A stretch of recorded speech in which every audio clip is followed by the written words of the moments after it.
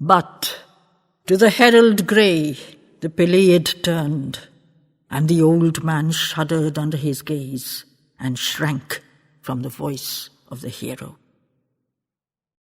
Thou to the tents of thy kings, Talthybius, herald of Argos, stand in the Argive assembly, voice of the strength of Achilles. Care not at all, though the greatest and fiercest be wroth with thy message. Deem not thyself, old man, as a body and flesh that is mortal, rather as living speech from the iron breast of the Hellene. Thus shalt thou cry to the vanquished chiefs who fled from a woman. Thus shalt thou speak my will to the brittle and fugitive legions.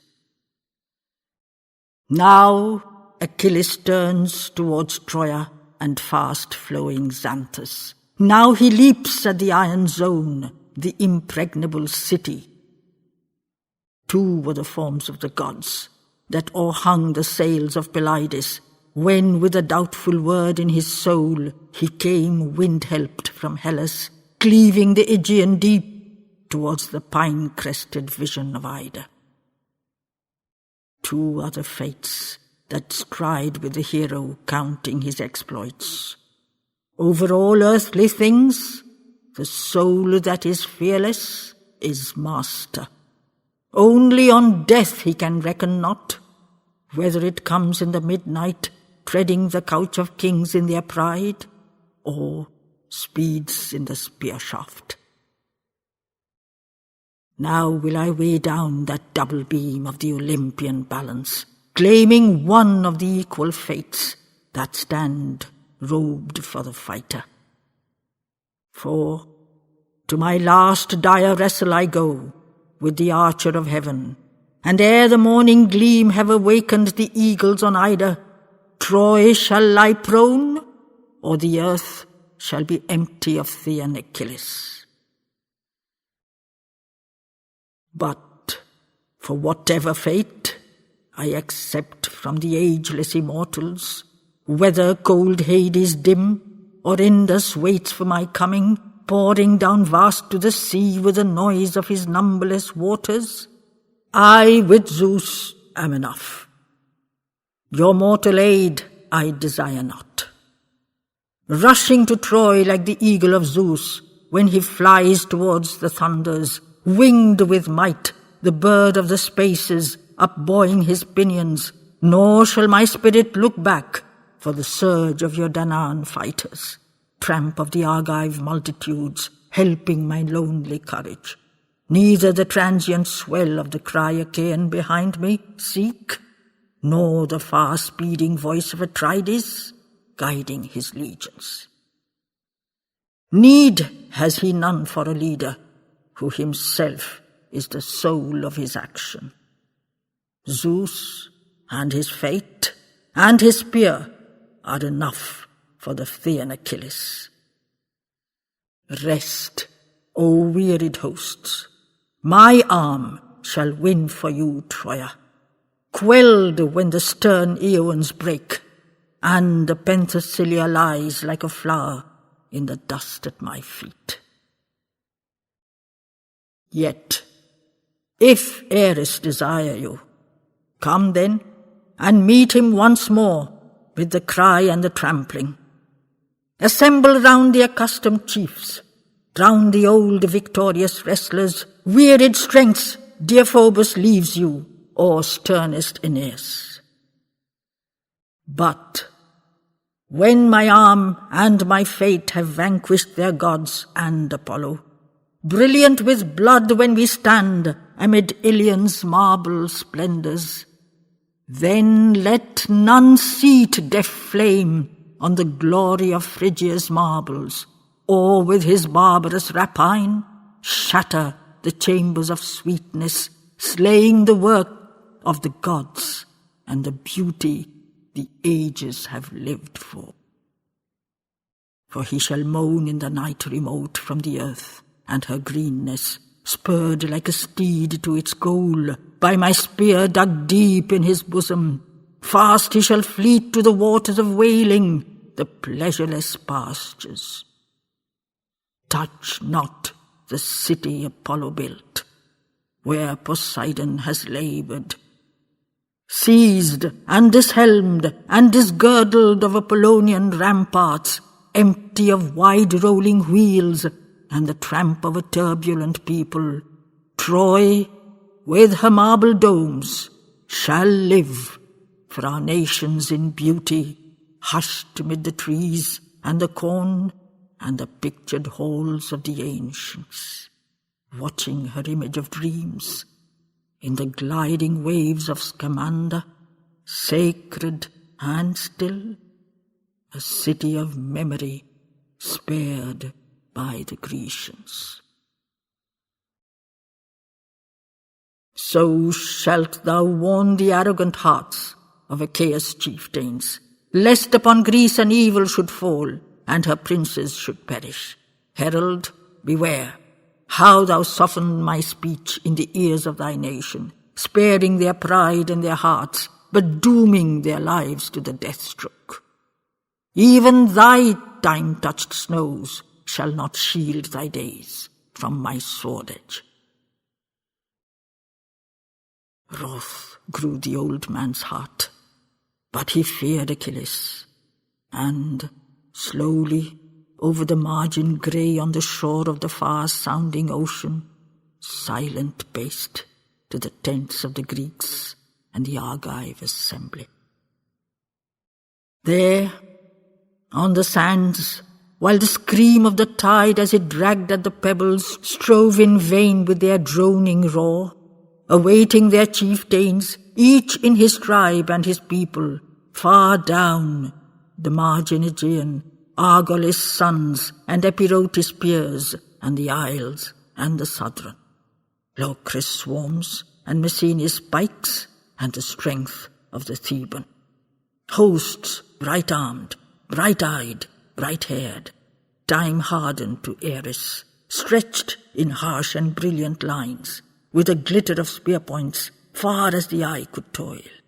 All Europe, helmeted, armoured, swarmed upon Asia's coasts, disgorged from her ships in their hundreds.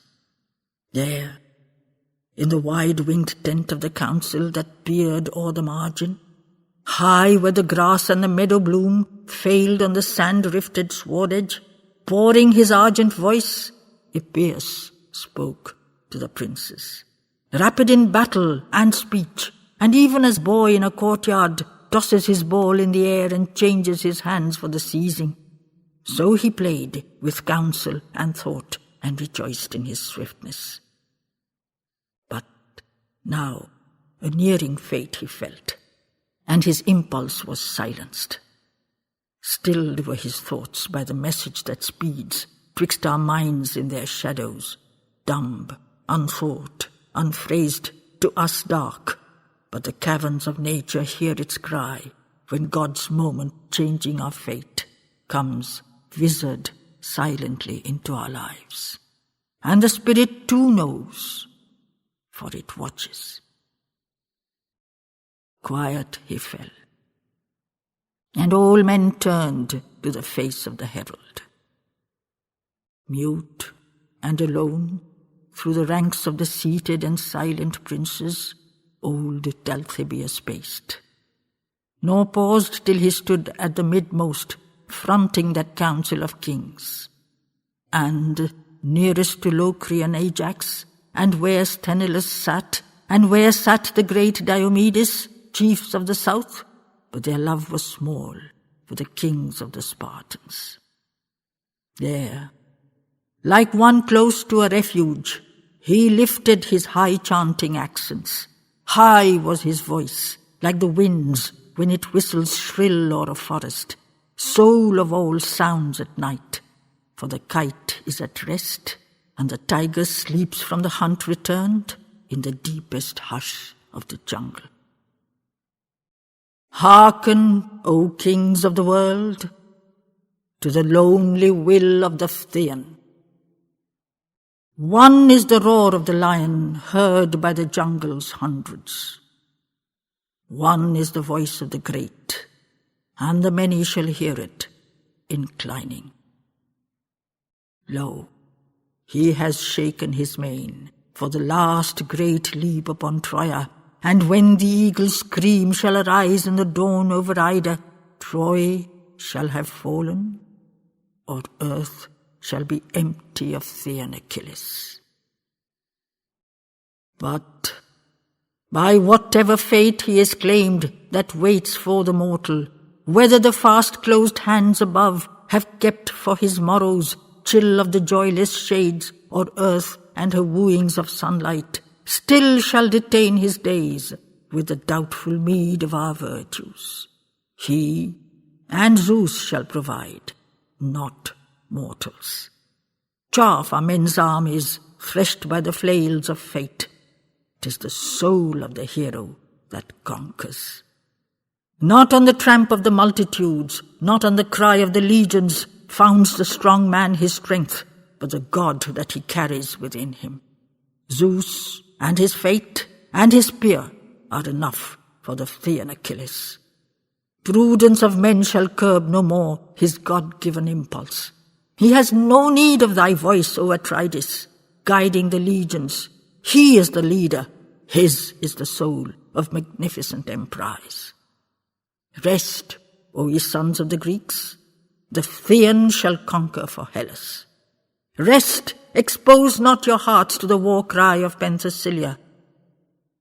Yet, if the strength in you thirsts for the war-din, if Ares is hungry, meet him stark in the melee, urging Deiphobus' coursers, guiding Aeneas' spear, recover the souls of your fathers. Bronze must his heart be, who looks in the eyes of the implacable war god. But when his fate has conquered their gods and slaughtered their heroes, and in this marble Ilion forced to the tread of her foemen, watched by the ancient domes you stand, by the timeless turrets, then let no chieftain garbed for the sacrifice lift against Troia. Counselled of 80, torch of the burning, hand of the plunder, groping for gold but finding death in her opulent chambers. For he shall moan in the night, regretting the earth and her greenness, spurred by the spear in his arrogant breast, like a steed to the gorges. Fast he shall fleet to the flowerless meadows, the sorrowful pastures. Touch not the city Apollo built, where Poseidon has laboured. Slay not the work of the gods, and the glory the ages have lived for. Mute of the voice of her children, void of the roll of her war cars, timeless Troy leave solitary, dreaming by ancient Scamander, sacred and still, a city of memory, spared by the Thean. So Talthybius spoke, and anger silenced the Argives. Mute was the warlike assembly. Silent Achaea's princes, wrath and counsel strove in the hush for the voice of the speakers.